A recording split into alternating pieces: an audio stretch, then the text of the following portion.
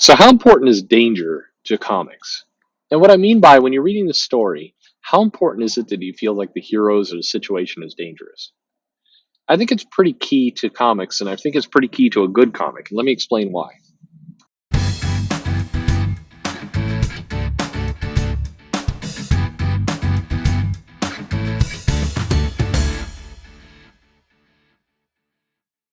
Hey there, this is Perch. Here's a little food for thought for you. I think that comics have struggled a lot in the last decade, 2 decades or so, really the last decade, of creating dangerous situations. And in the past, I've talked about the importance of having strong villains and really big obstacles for heroes to overcome as being critical to a story's success. But I think there's probably a more efficient way to talk about this, and that's around the concept of danger. Does this comic feel dangerous? Does this story feel dangerous? Do the stakes feel real? I think that's something that has evaporated a lot in recent times. And I want to give you some examples of where, and I want to point you at some comics that still have this danger that you might pick up and enjoy. And then I wanted to see if you agree that danger is an important part of comics. So, to start with, I think that there was a decision made, really about 15 years or so ago, as the business is transforming a little bit. So, to give you some historical perspective on it, we'd gone through the 90s. The 90s had this big balloon of the image revolution, and then a ton of gimmicks and the speculator market blowing up, and then a bunch of bad decisions on the part of all comic companies, really, around kind of what the important things are. And all of those things kind of combined to nearly topple the industry. By the end of the 90s, things were in pretty rough shape all around. Comic shops, comic publishing. I mean, Marvel was right at teetering on bankruptcy, and things were really bad. We had consolidated onto one distributor, Diamond, and everybody knew that that was a bad idea. I mean, at the time, everybody was aware that this was not, it was making life simple for now, but even back then, everybody was aware that this was going to be problems down the road, and sure enough, they were. But the industry was on the ropes, by far. And so a lot of what happened over the next 5 years was an attempt to kind of rebuild, stabilize, put things on solid footing. You had Marvel getting bought by DC, kind of in the next, in kind of that mid 2000s kind of time frame, and and you had movies coming. You had a lot of things kind of happening, and so there was a decision made to, casually say, write for the trade. And the idea behind that was that comics were going to transform to where, we're going to, not pay as much attention to continuity. We're worried that continuity is kind of dragging things down to some extent, that readers, is a barrier for new readers to come into comics, and we need new readers. So we're going to make things more friendly. We're going to make stories a little bit quicker, meaning if you're at any given point, you should be able to hop into comics. And if the comics are in the middle of a storyline, well, don't worry. Within 3 to 4 issues, the storyline will be done, and you'll be able to hop on again. So all of those factors were designed to bring in new readers, and in some cases they were successful. In other cases, I'd argue it drove away readers, or at least I think I can say pretty definitively it drove away more readers than it brought in. I think that is true. I think you saw people kind of collect more comics. You saw comic prices rise, and so you saw a bunch of those factors go on that really caused a lot of existing collectors to double down and keep collecting, and more money was being siphoned out of their pockets as a result. But the influx of new readers and new buyers weren't coming in. But one consequence of everything I just said was that how dangerous could you really make a comic if you were having to reboot or restart or wipe the slate clean every few months? You can't. The threats have to be fairly bite-sized. And you saw a couple of comics that changed this or that bucked the trend. The Authority by DC Wildstorm, and certainly the Ultimate line had a more darker, grittier feel. What Grant Morrison was doing with New X-Men, but Grant Morrison's New X-Men is almost a perfect example of building kind of a very dangerous storyline, and concluding with Magneto dying and Jean Grey dying, and Marvel within 3 months had reversed course on Magneto and were sowing the seeds and building to Jean Grey coming back, even though that was, really wouldn't happen for a good 10 years.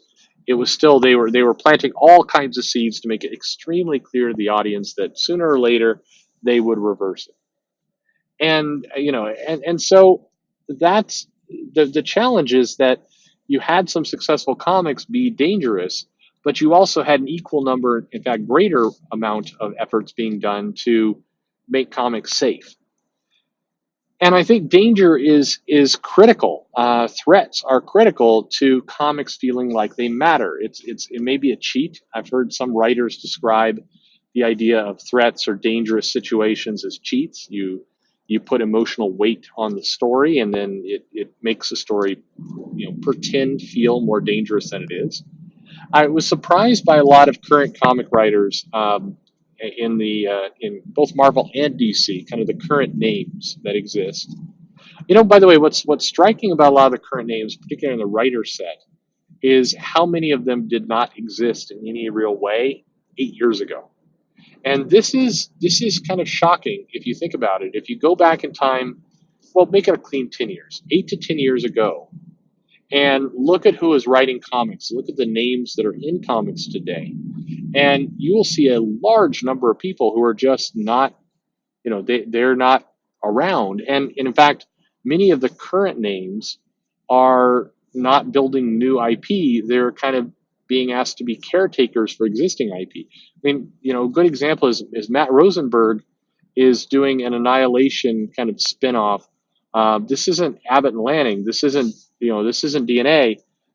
This is, Rosenberg, and he's doing a Annihilation event kind of as a sequel, homage, whatever it might be. The talent who's doing, Donnie Cates coming in to do Marvel Knights. All these kinds of current writers who are, really building on what was done before, as opposed to building something new.